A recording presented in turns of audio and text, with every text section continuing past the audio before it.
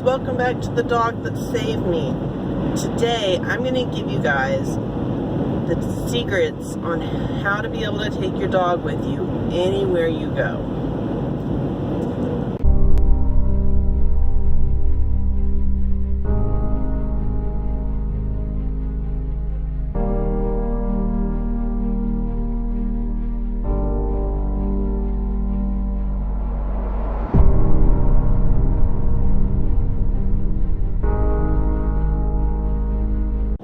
So you want to be able to take your dog with you anywhere you want to go. That's great.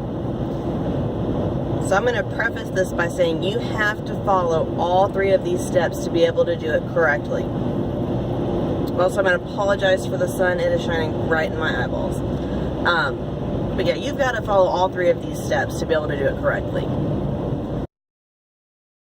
So the first step is you've got to be diagnosed with the disability.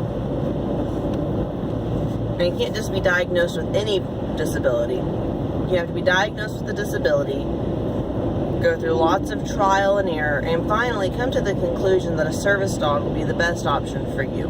So that's the first step. The second step to getting to take your dog with you everywhere you want to go is you need to do research. You need to research everything you can about service dogs, about the laws, about going through the differences on going through programs or self-training, how much it's going to cost, breeds. You need to research all your options and figure out what the best options are going to be for you, what you can financially afford, etc., etc. You also need to research what tasks the service dog is going to do for you, because them just being supportive and makes you feel good inside, that's not a task. That's just something the dog does naturally. So you'll want to research what tasks this dog can do to help mitigate your disability. So that's step 2.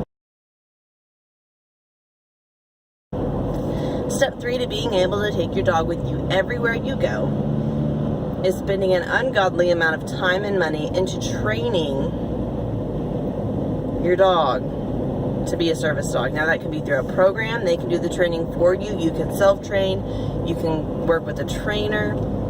There's several options, but you've got to spend a ridiculous amount of time. It usually takes, depending on the dog, 1.5 to 2 years just to get all the basic training a service dog needs down. Then you continually train them for the rest of their lives. So you've got to be prepared for that commitment. And you've also got to spend the time and effort into this training. You don't only have to train them basic obedience and their service dog tasks, but you also have to train them for public access, which is a long list of things that they need to be able to do in order to interact with the public the way that they're supposed to be. You also have to make sure that your dog is groomed, clean, maintained, they don't stink, they're not dirty,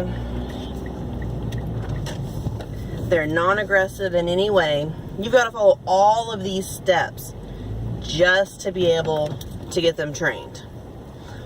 And that's the third step. So once you've completed all three of those steps, then you'll be able to take your dog with you anywhere you go.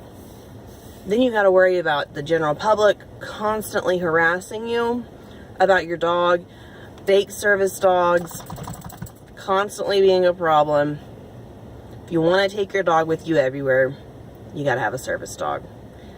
That's as simple as it gets, you guys. I love you. I'll see you next time.